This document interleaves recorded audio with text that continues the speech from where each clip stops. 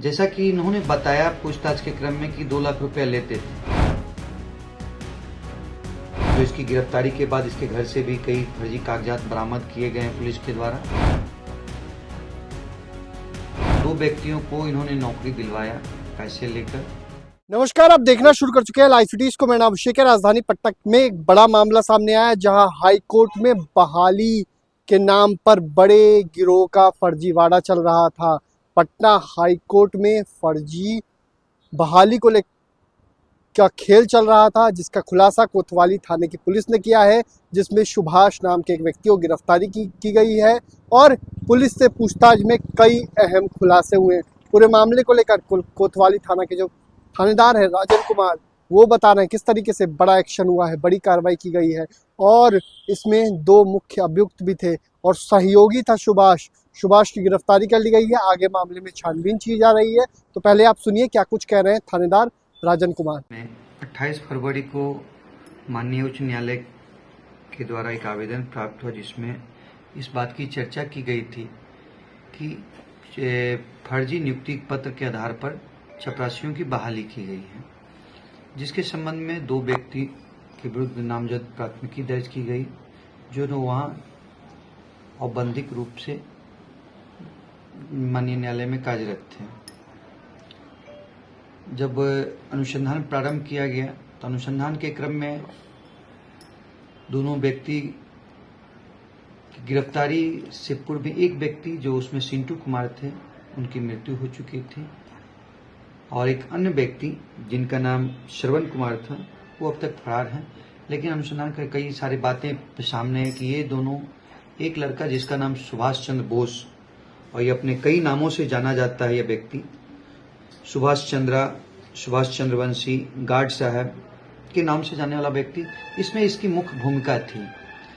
जो भी फर्जी कागजात बनते थे, जैसे स्टैम्प पेपर, आई कार्ड वगैरह वगैरह, ये सुभाष चंद्रा ही बनाया करता था। जो इसकी गिरफ्तारी के बाद इसके घर से भी कई फर्जी कागजात बरामद किए गए हैं पुलिस के द्वारा और इसने इस बात को कबूल भी किया है कि फर्जी कागजात बनाकर नियुक्ति लोगों की करवाता था, जिसके क्रम में वो पकड़ा गया। जो 2 लड़कों की इसने बहाल करवाया था, जिसके कारण ये प्राथमिकी दर्ज की गई है। घटना 2022 से शुरू हुई थी, जो 23 तक चली।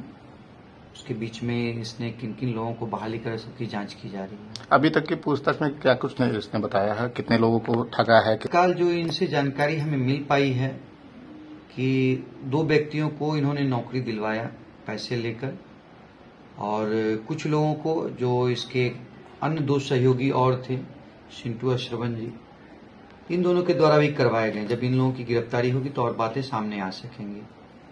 जैसा कि इन्होंने बताया पूछताछ के क्रम में कि 2 लाख रुपया लेते थे, लेकिन ये 2 लाख रुपया पार्टिकुलरली अपने लेते थे या कि 2-2 लाख रुपया ईच हेड लेते थे, तीनों मिला के।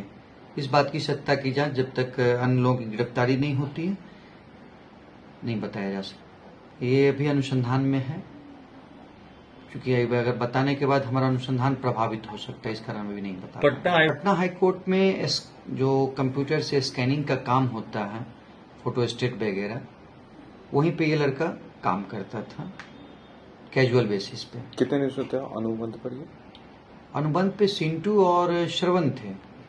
ये इसको उसने उस पे अपने साथ में रखा था कैजुअल पे काम करने के लिए सहयोग में। इसके घर से, जो इसका घर है गोपालपुर, चकबेड़िया गोपालपुर में, वहीं से इसकी गिरफ्तारी विगत रात की गई है।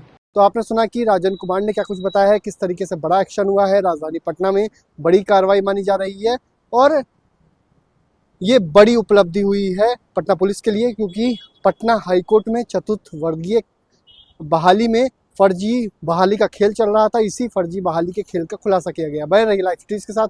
हमारे यूट्यूब चैनल को सब्सक्राइब करिए, लाइक करिए। धन्यवाद।